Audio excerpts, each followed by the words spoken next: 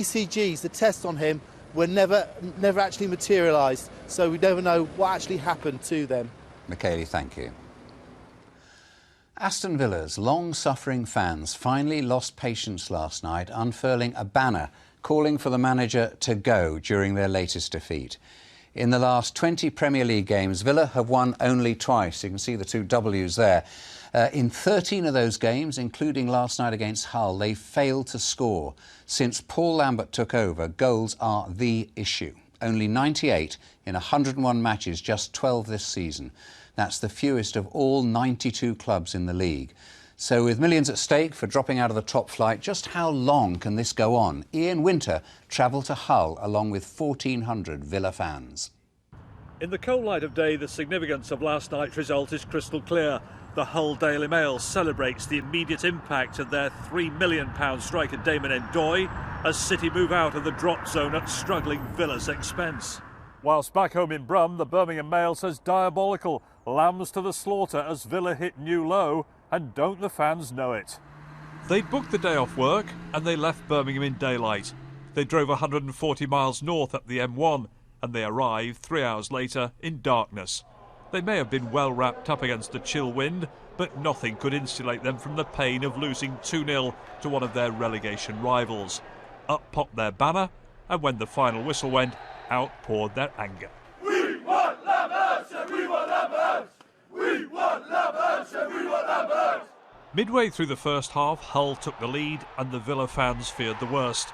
50 minutes from time, Hull scored again to leapfrog above Villa, leaving Paul Lambert in the bottom three of the Premier League.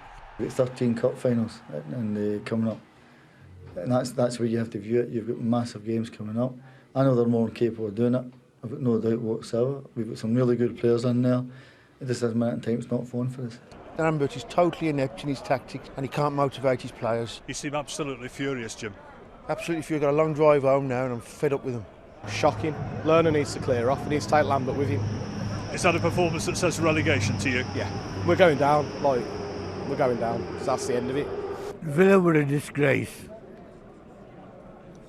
I've supported them since I was 5-year-old. In 1938 was the first game I saw. There's a lot for us to work on, and we have to do it quick, and we have to be men, and we have to stand up and stick together and try and get the results. Last night, Villa fans went to Hull and back to witness their club's lowest point for several years.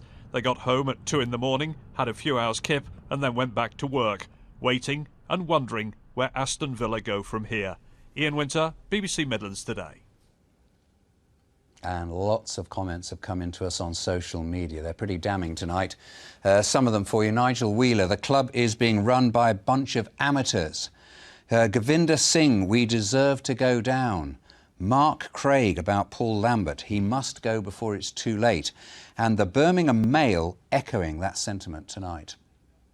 What we hope is that by the Mail giving voice to the many hundreds and thousands of fans that today have joined in with our comments online and on Facebook and tomorrow through the newspaper, that's showing that that's a voice that needs to be listened to, and the Mail wants to play its part in amplifying that voice to that boardroom.